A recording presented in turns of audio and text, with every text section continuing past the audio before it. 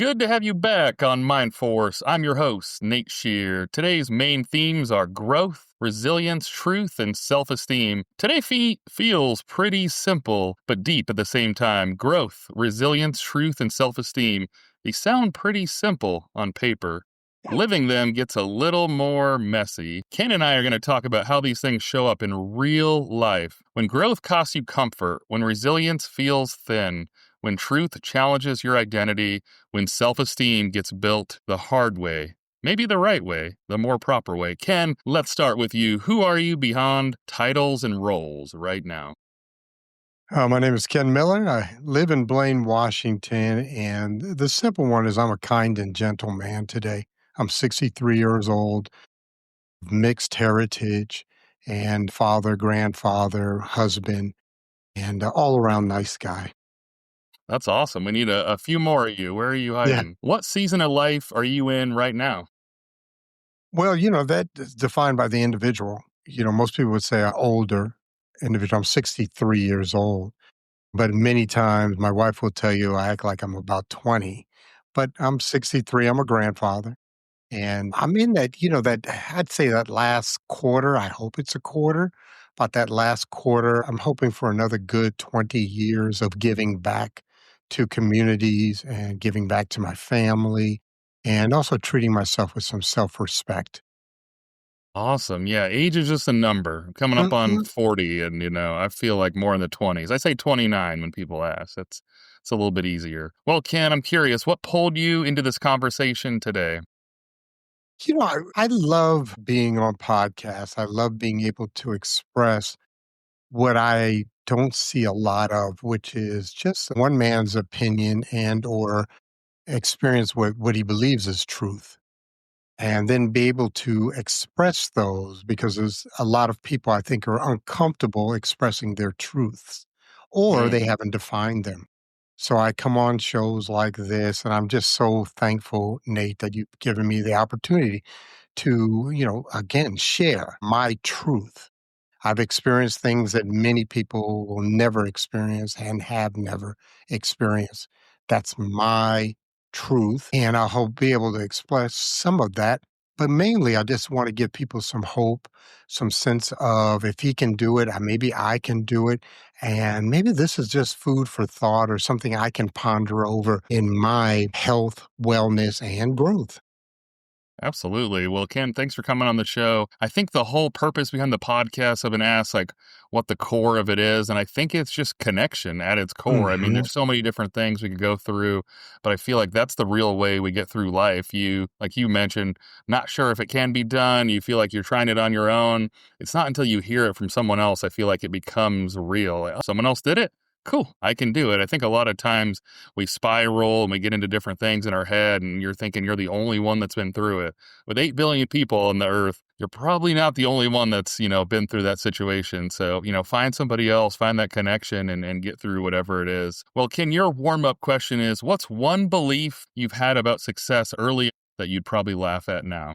That success is defined by monetary or financial, and that's a very common one for entrepreneurs. I'm an entrepreneur, so I have 5 businesses that I own today. I've also had 1 or 2 that I do not no longer own. But anyway, it's the definition of success as being based on finance, whether it's a finite number or it's a perception or feeling that I am financially secure due to this business and or, a successful endeavor that I have engaged in.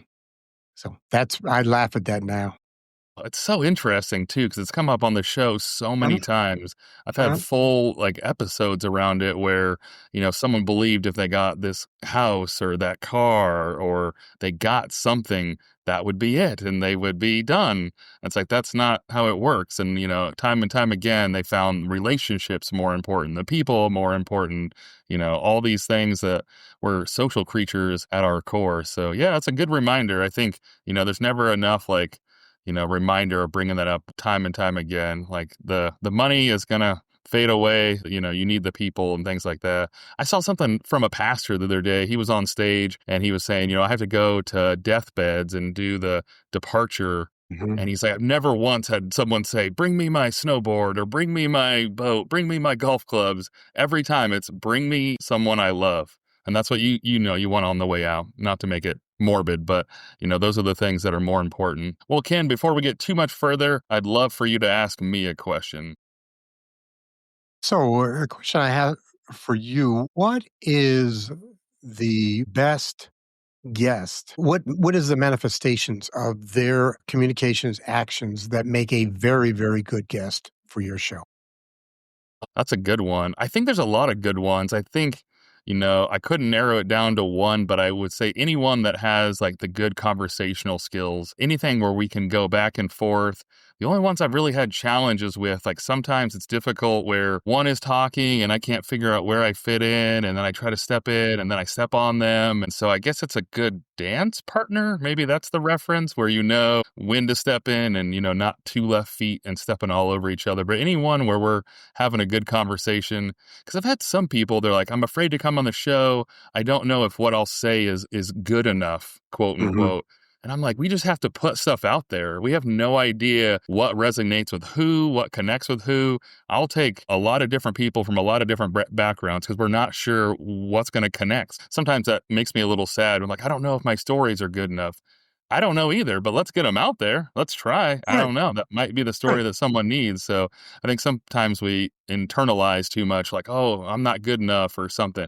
I think we're all good. Let's get them out there, get them recorded. If it helps one person, that's enough. That's worth the editing, the time, all those things. It doesn't have to be 10 people. I think that's another thing that's showing up on the show a lot. We want like huge efforts all the time. Sometimes it's the littler things that are important. But I'm writing a well, book on that. are you? Yeah, it's so funny to me. Like, it's okay to take the small steps. They get to the bigger thing. We've seen that with James Clear, I think. Is that his name? Atomic Habits. We've Yeah. seen it with the 1 inch domino. I've seen it in a bunch of different ways. But Ken, we'll transition into growth, your first of 4 pillars.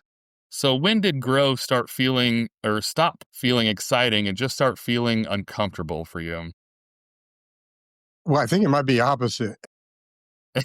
It was uncomfortable. Then growth has become comfortable for me now. And what that means very simply is that I fought growth.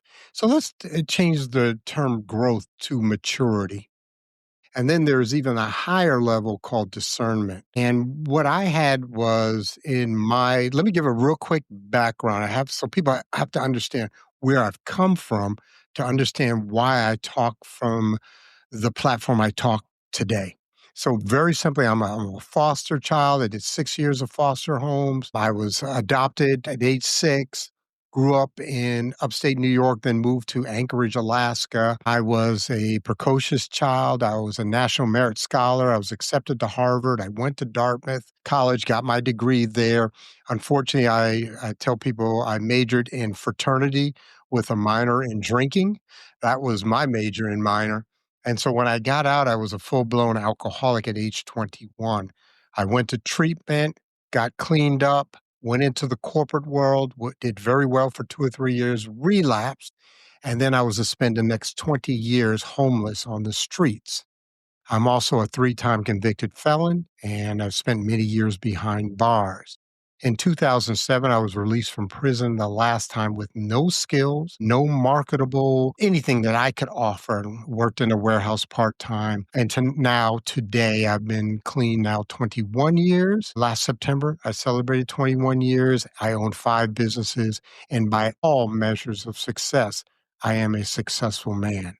And so that's who I am today. So let's talk about that growth. For Mm, me, growth and maturity, many of my decisions were based on immaturity. And a lot of people say, well, what does that mean? Well, it means that I make decisions based on really how a child makes decisions. A child who is 3 and 4 years old makes decisions on 2 things: me and right now. They're not thinking about 10 years or 20 years or when I retire when you are 3 years old.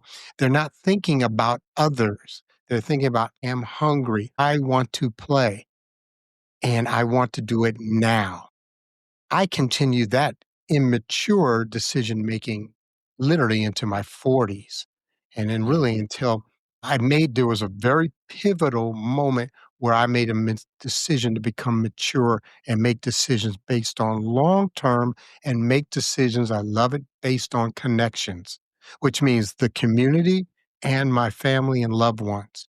Let's put them first. And in actuality, I put God first and then my wife. And then there's a whole bunch of other people. And then I'm down there about six or seven. Okay. When I make decisions, and I'm talking about profound, sublime decisions. But anyway, that gives you so growth, maturity. I had to make a decision to grow because Mm, I was stuck. I was doing the same behavior I was doing when I was 23, and I'm 45 years old or 42 years old and making the same decisions because there was no growth in my emotional maturity. You could say intellectual maturity, physical maturity, and my spiritual maturity or that's spiritual so growth. You can change the word. that's so funny you mentioned the minoring because I have the same exact joke. What a small world. So I went to University of North Dakota to fly airplanes to be a professional commercial airline pilot. But I Mhm. always say I majored in beer pong and minored in poor decision. So that's kind of funny. I have Oh, that's nearly the funny. exact same joke. And it's interesting about the long decision because I saw a thing about kids and they were looking at kids. And one of the ways they could determine if they would be successful later on was they'd offer them a marshmallow. And if the kid would take one marshmallow immediately, they'd see that they were very short-sighted. But if they could get them to understand that if they waited, they said what it was. If you wait 10 minutes, I'll give you two marshmallows, but you'll get none right now. And that was pretty interesting. It was like 5 minutes, 10 minutes, very short. But if they could look long enough, like, hey, if I just wait, I get two instead of one.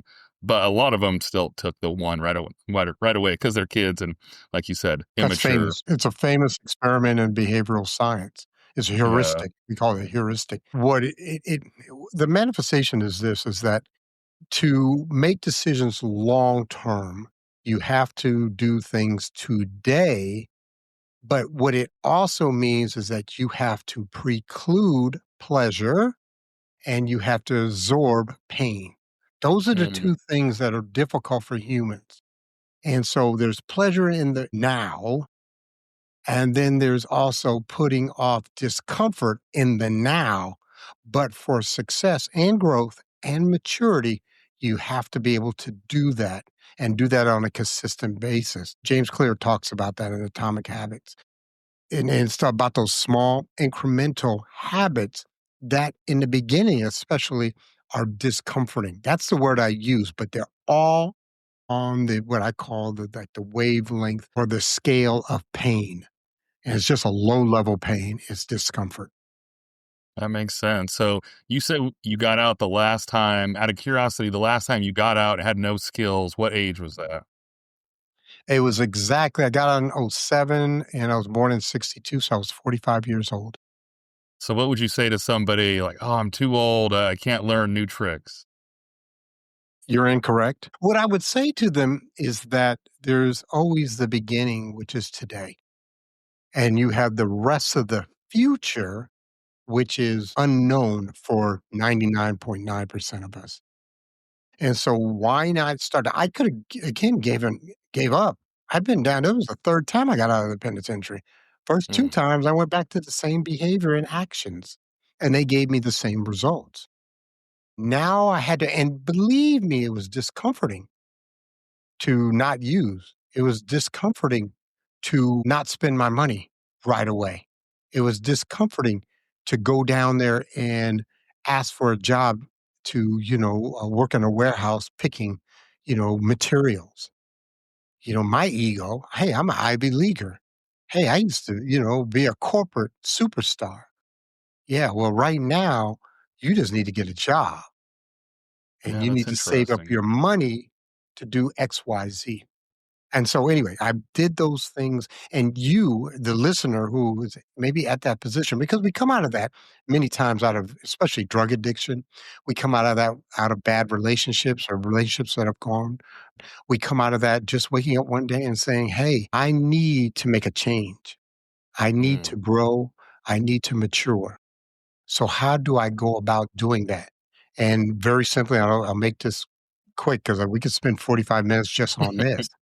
There's 4 areas: physical, intellectual, emotional, and spiritual. And so the key, key, key component is you have to do a self audit. On a scale, you can just do a 1 to 10. On a scale to 1 to 10, where is my physical? On a scale of 1 to 10, how am I intellectual? When was the last time I read a book? Not YouTube, okay? Not Netflix, a book, okay? Third, where am I emotionally? With with 2 entities, where am I emotionally with me? That's my self-esteem, a lot of that. And where am I emotionally with others? Okay. Do I have resentments? Do I harbor hatred? Do I have friction in my relationships with colleagues, coworkers, and or family members or loved ones? And then the fourth one, let's audit. Where am I spiritually? Where am I with a belief and or a trust in an outside entity that can modify my behavior? That's the key. I cannot say that enough. That can modify, whether you call it Buddha, Allah, Jesus Christ, God, whatever it may be, does it modify your behavior? Because if you come to me and say, "Yeah, I have a spiritual entity," I'll call it God. Does it modify your behavior? Through prayer and meditation. Because in the end, it's the behavior, it's the actions that are going to be the marker of your quote unquote success and growth. So, Ken, I'm really curious. I love psychology, but it's just so confusing and interesting to me. So, some people identify they're off the track and they get back on. Some, a lot of times we hear, "Oh, rock bottom," and they bounce. So, you said, you ended up going to prison multiple times. So, what do Mhm. you think, looking back, was the difference between time one, two, and then the third one, where it's like, "Hey, I gotta figure this out." Why It's was easy three different than two? because I made it different. I made Mm, it different. And then I was blessed with a conversation from God. I know exactly where I was and exactly what I was doing. I was in Unit 13, lying on the bunk in the afternoon, getting ready to go back to prison again because I had been caught with selling crack cocaine. And God and I had a conversation. Let me put it this way, I listened. That's what was different. I listened. And God there it didn't is. say, "I'm going to give it to you." God didn't say, "This is going to be easy." He said, "I will be there with you." Mm. I'll never forget it. I talk about it in my book. I talk about it on different podcasts. But the key thing is, once that happened, I still knew I needed to go into these 4 areas. Physically, I was a disaster because of the crack cocaine. Mentally, I would read a paragraph in a book or a magazine, and I could not tell you what the first sentence told what the first sentence was by the time I got to the last sentence in the paragraph, because my brain wasn't used to thinking. Mm. So when I got to prison, I read one year, I read 130 nonfiction books. 1 year. I went in the gym, I set records as a power lifter. Okay, truth. I deadlifted 518 at 198. Anyone who knows that. Then, probably the most important, or really the 2 most important, emotional.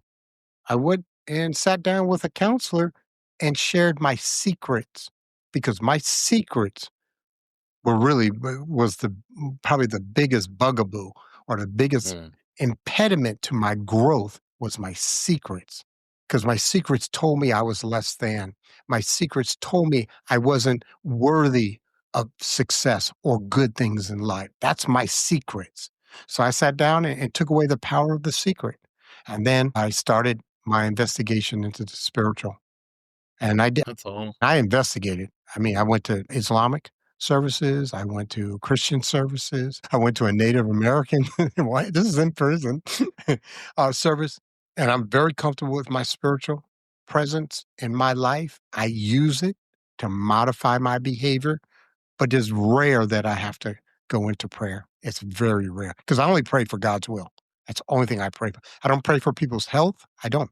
That's just my choice, my decision. But I do pray for God's will and the power to carry out. Give me indication of what is the next indicated correct thing to do in this situation.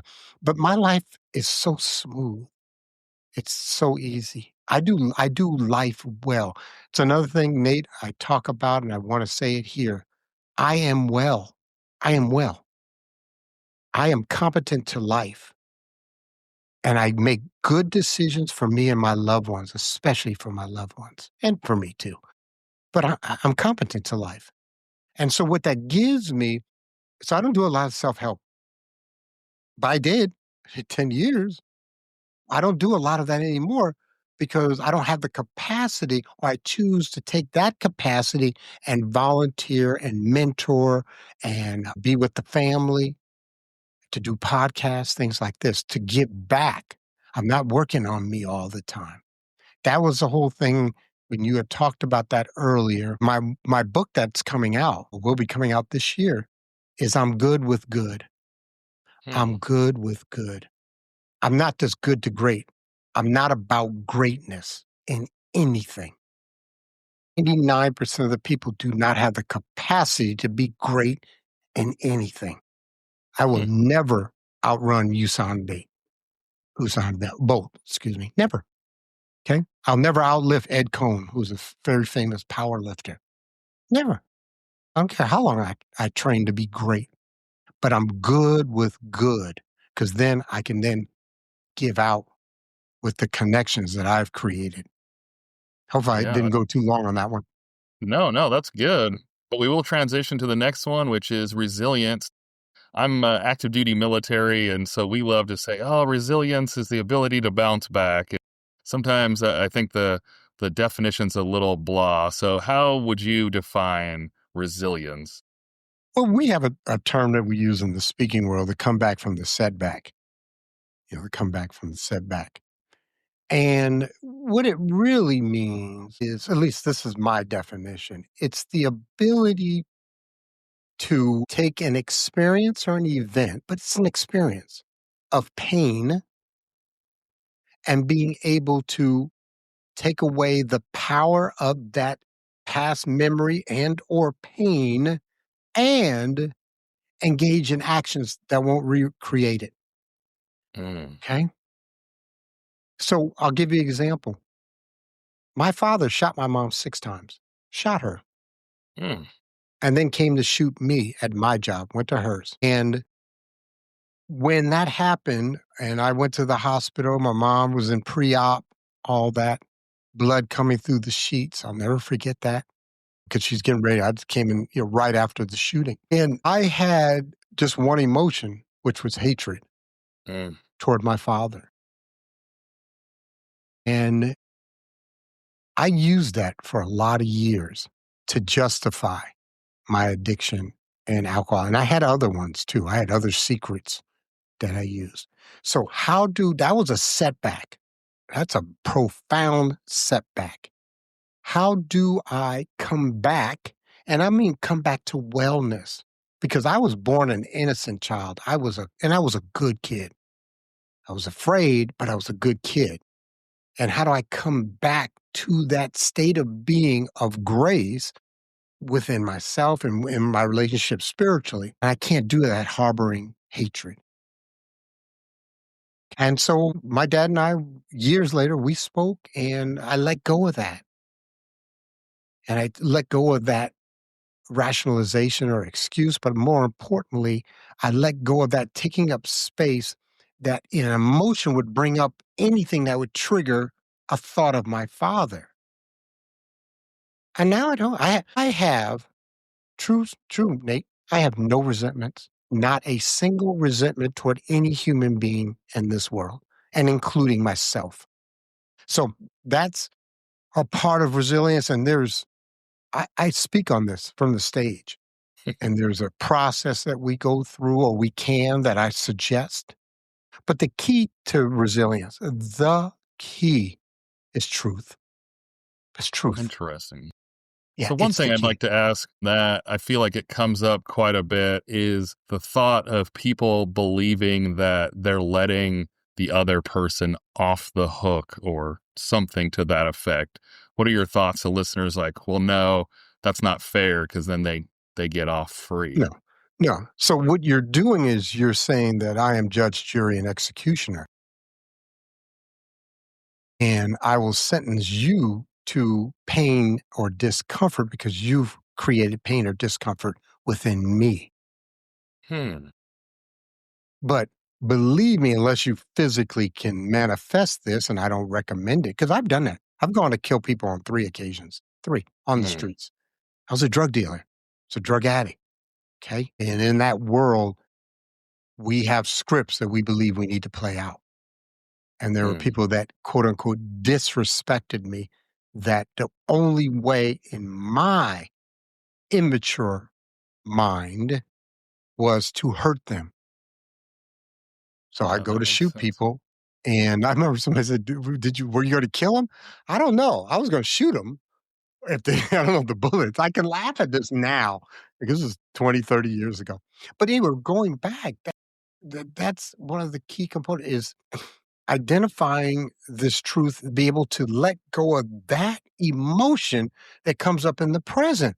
Because the other thing that we do is we displace that emotion to another entity.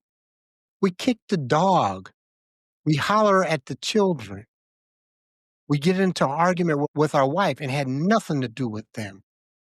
It's just that we build up so much angst, pressure, negativity that we need to let it out. And they're the victim of something that happened to us 20 years ago or 2 months ago or on the job today.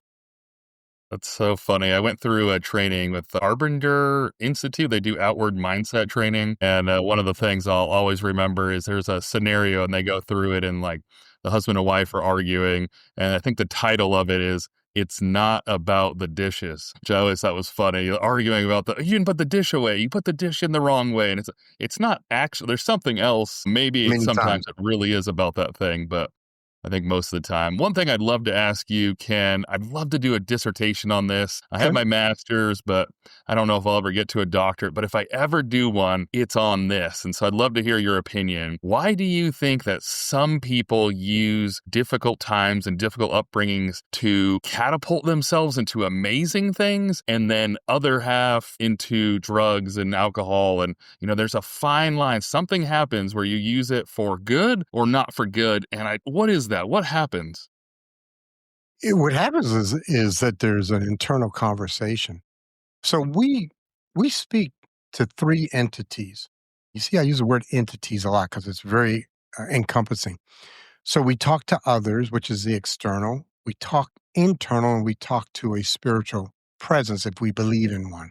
Okay, so we have these 3 conversations going on literally almost at all time.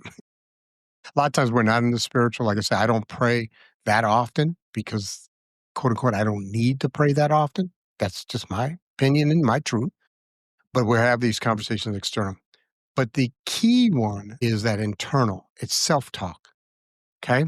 So an individual that is has high self esteem, they use the setbacks. They just use past pain as a motivator or as a tool to a greater good. That's what I've done. I've taken all my negative things, literally all of them, and now I speak from the stage about them. And what it's done is it's again a tool. Or the the worst thing is that you take these negative experiences and you say it's about me. I talk about this. I have this topic I talk about, which has been worked really well. The difference between guilt and shame. Guilt says, I did this. Shame says, I am this. And Mm, when you take into that concept of a state of being that is negative or less than, it is difficult to treat yourself with love, respect, and honor. Very difficult. So we take these negative, it's my fault. Or these negatives, it's because I'm weak. Or these negatives, why did they do this to me? Why did God let this person do this to me when I was 8 years old? Okay. And what we can do is take those experiences, bring them into the sunlight of the spirit. And I'm talking about talk to someone you trust, take away the power of that negative secret, And then if you so choose, you can use that as a motivator that I am better than this because I have value, I have competency to life, I have self-respect, and I love me. Man, I'm not saying that this didn't take me. I didn't that one day in the prison, it took me another really good, I'd say 7 years, but I'll put it this way. I've been well probably since about 2021.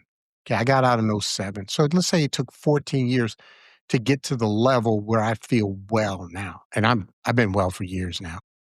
I'm glad you're on the other side. It reminds Mhm. me of I am too. one of my favorite quotes from one of my favorite books. It's Fierce Conversations by Susan Scott. Mhm. But her quote is, "We're having conversations all the time, and sometimes they involve other people." So she's talking about Yeah, the inner self-talk. monologue that's She's talking about running self-talk.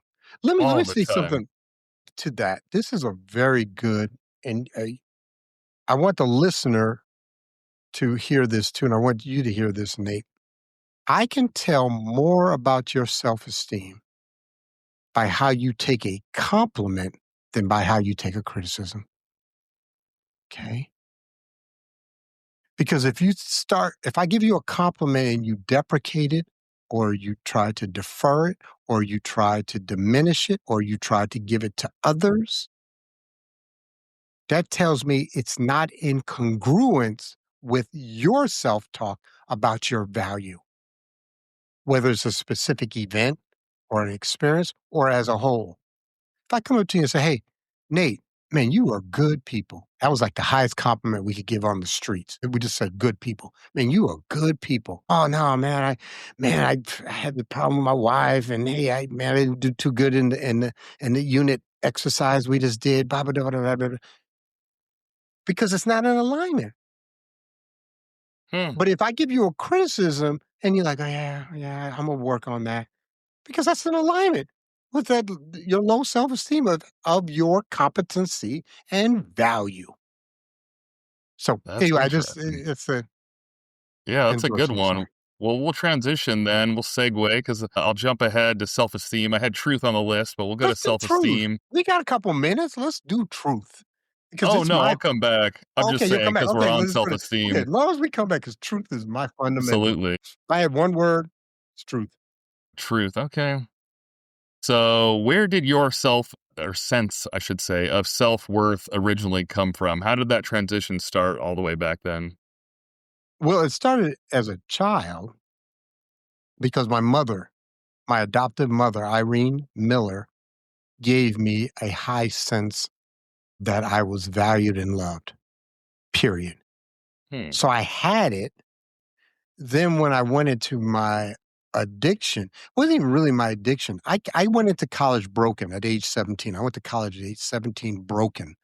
And what I mean by broken, my father was a violent alcoholic, ended up shooting my mom. And so I went through a lot of beatings and violence as a child. And I couldn't understand it because it's hard to understand as a child because there's not reasons. And there weren't reasons other than he was an alcoholic that was bringing all of his pain and less than feeling as a black man growing up in the 30s, 40s, fought in World War II. And I'm the recipient. Okay.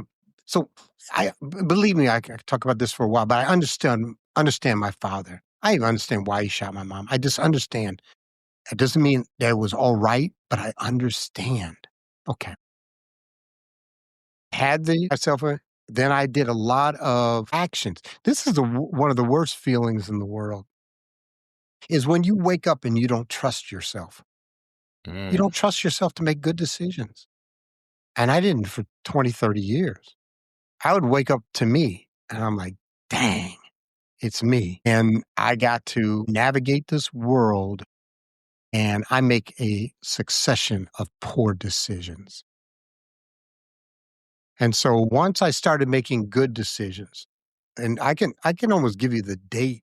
Really, the date was that day was on that in the Unit 13 at Par Boulevard Jail. That's when I started making a succession of good decisions. Now I had some hiccups along the way, believe that. You don't know what you don't know. And then again, you seek pleasure and you try to put off pain. And I did that. I did that in my marriage, and that got me in a lot of trouble. I had it happen with my relationships with others.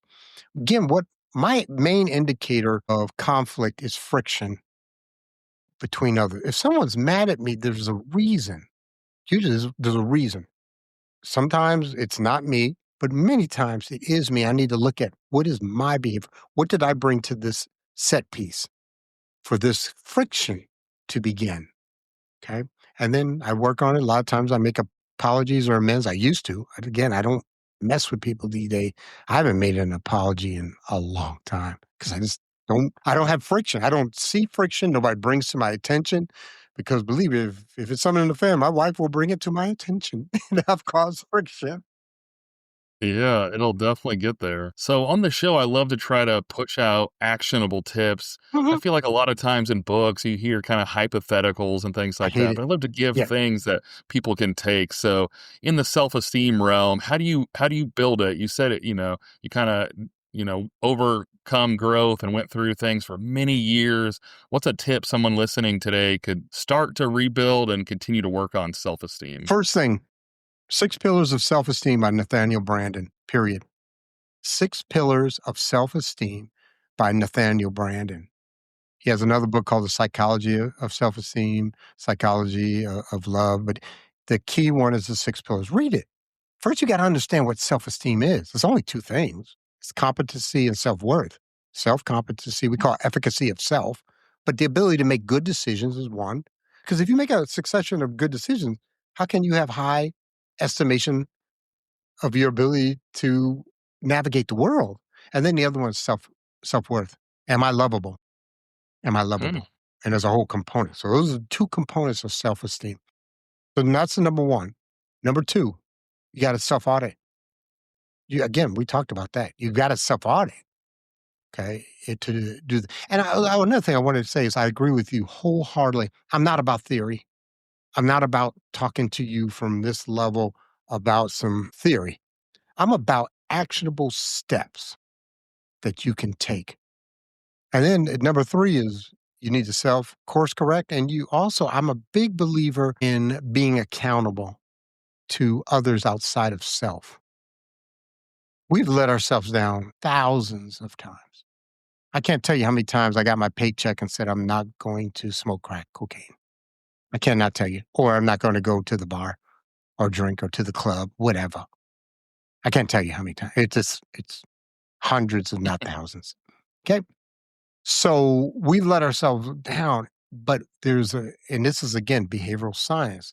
When you make yourself accountable to an outside, you know this from military, they teach this small unit is that you're accountable to your squad.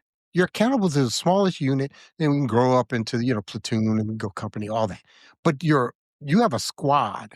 You have 10 men, 8 men, whatever yours. And I'm not going to go into your military. You know it better than I do. But it's not about me.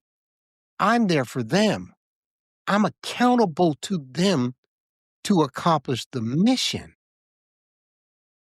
I mean, I've done a lot of reading on military history, and they were talking to vets in World War II, and they go by. People say, "Oh, you fighting for America or apple pie or mom or your wife?" No, The person to your no. left and right, Yeah, it's a guy. Man, it's a guy in the foxhole with me, just trying to get through this. right? Or again, my squad, whatever it may be. So again, outside accountability, I'm a big one on that. And then the other one, this is again, these are just growth techniques. None of these are, I would say, are brand new. I might have a different take on some. Write it down. Mm. Make it valid every day. Atomic Habits. I've read all of his books, two of them at least. And then I get James Clear has a Thursday. I don't know if you know it, but he has a blog he sends out for free. It's awesome. Anyway, I write down every day my list of things I'm going to do. I had a list because I'm working today on Saturday. I own businesses and there's things I want to do. Anyway, I have my list and I have my habits. The other one, this is a big one. If you want to grow, want to be successful, you want to increase your self esteem, control your environment. Control Hmm. your environment. Control your environment. And sometimes to control your environment, you gotta let go. You gotta let go of things, and you gotta let go of people. I don't hang out with crackheads. I don't hang out, be honest with you, with ex-cons. I might see them in a meeting here and there, but I don't go down to the corner and try to kick it with the guys. Even though where I live in Blaine, Washington, I don't know if there are any corners I can kick it with. That's awesome. Yeah, I mean, you gotta surround yourself with like people that wanna continue to do successful things, and iron sharpens iron. Well, Ken, your last truth or last pillar is truth. Ken, what was the hardest truth about yourself that took you the longest to accept? Very good question. Just give me a second on that one, 'cause I wanna give you a good answer on that one. Repeat the question one more time. What truth about yourself took the longest to accept? So many. The truth is that, now let's put it in this term, that just a child of God. Mm, I have a finite amount of time on this earth. Yes, I've made some mistakes, I've done some good things, and that I'm all right. The truth is I need to forgive myself. And until I could, I did some bad things, bro. Some bad things. I've hurt people. Okay. I put people in the hospital. Okay. I've sold drugs. I've prostituted teenage girls. I've done some bad things. Okay. And it took me a long time to forgive myself for being a broken, fallible, mere child of God of 8 billion people. When I did that and embraced it and believed it, it allowed me to go on. But to do that, I had to see, and that's why I use the term now. And I didn't, even when I first started doing podcasts, I was broken. I was broken. I was broken when I was 6, because I went through foster homes, which was nothing nice. Okay. I was broken when I went off to college because I came off of all this violence and self-doubt. I was broken when I got out of college because now I added alcohol to the stew. I was broken when I got my first felony, my second felony, my third felony. I was broken when I got out of prison and had 5, 6 years and was engaged in infidelity. I was broken. And I had to look at all those. I had to look at all those things that I had slid away from God's will and God's plan for me. And I know what that is. I understand God's will. And once I put myself in alliance and alignment, again, the word we use is congruence with God's will, my life has been beautiful. Things happen to me, Nate. Things are going to happen to you. People are going to die on you. Relationships are going to be severed. You will have financial setbacks at some point. You will have health issues at some point. But how you deal with that and how you see those as a small microcosm of your total life or this whole world is a lot of times going to make or break you. Okay. And I'm not trying to talk to you or lecture to you. I'm saying this for myself, but I understand that all now. I got my best friend is dying right now, dying, stage 4 prostate cancer. What do I do about that? Number one, I understand that's a truth. That's God's truth. And number two, what can I do to help you, bro? It's my cuz. What can I do to help you? And so I've flown out there twice. I won on one day's notice to help him because I have the capacity to do that. Plus, it's the right thing to do. absolutely. Some good truths. We're all flawed humans, but never too far from the love of God. Mhm. Well, Ken, my final piece is always trying to Okay. bring it all Okay. together. So, Ken, how do growth, resilience, truth, and self esteem reinforce each other when life gets hard? When what gets hard? When life gets hard. Oh, I think you said love gets hard. It's like, how well, they're all tools and they're all ways of looking at the world. Some people come to me and say, "Man, I wish I was successful like you are." I said, you're not because you don't think like I think. That's one of the reasons why. And that's not ego. I'm just saying you don't think. You haven't done. I've had a lot of discomfort. Yeah, I have a whole talk on the grind. What does it mean to grind? Okay. And anyway, using all those truth, resilience, success, the ones that we've mentioned, those are all tools to change the way that you look at the world. This is one thing I'll also end with is when we tell our stories, and I learned this, I'm neither or neither the hero nor the victim. Because I used to tell stories from both aspects. I'm not a hero and I'm not a victim. I'm just a child of God. I'm just a 63-year-old Black man living in Blaine, Washington that has some truths. And I hope something has resonated with someone in the audience. If I've helped one person, I've helped me just being on here, Helps me. you know? So, and again, so I thank you, Nate, because Nate, you had and have the courage to do this. This takes time out of your life. You're an active duty military or whatever your military status is that has commitments to family and are, to your vocation, your chosen vocation. But you've taken the time to provide something for the community because that's what I call the larger entity, the community. And I applaud and honor that. And I also want to applaud and honor those who are listening. You're different. You are different in a positive way because you've taken the time to find this podcast and listen to two individuals share and discuss and have discourse, have opinions, have beliefs. But you're doing something that hopefully that you're trying to grow, to achieve success, to achieve maturity, to achieve those end results that you so desire for you and your loved ones. Absolutely. Just got to get a little bit better each day. I used to have a coworker, his signature block in his emails used to say, trying to suck a little less each day. Not that that was really good. Just make a few less mistakes the next day. Well, Ken, I appreciate your honesty and the way you showed up today. Before we wrap, where can people connect and learn a little bit more about you? Well, if you go to LinkedIn, become my friend. Connect with me on LinkedIn. Ken Miller 84 is my handle. If you would like to communicate with me, my email is ken@kenmillerspeaks.com. And if you want to give me a call, my number is 907-250-8488.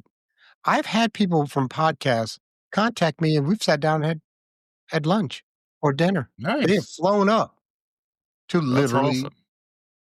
I'm not gonna say they flew. They were in Seattle. They don't live in Seattle, and they said, "Hey, I'm gonna be in Seattle," because they think I'm 2.5 hours north, but they think I'm right next door. But I I've gone down there. One came up to Bellingham. Nice. Yeah. That's good stuff. Well, to everyone listening, thanks for spending time with us. If anything today stuck with you, please share it, push it to someone that needs it, sit with it, act on it, do whatever you need, but try to get it out to another person. I love you all. See ya.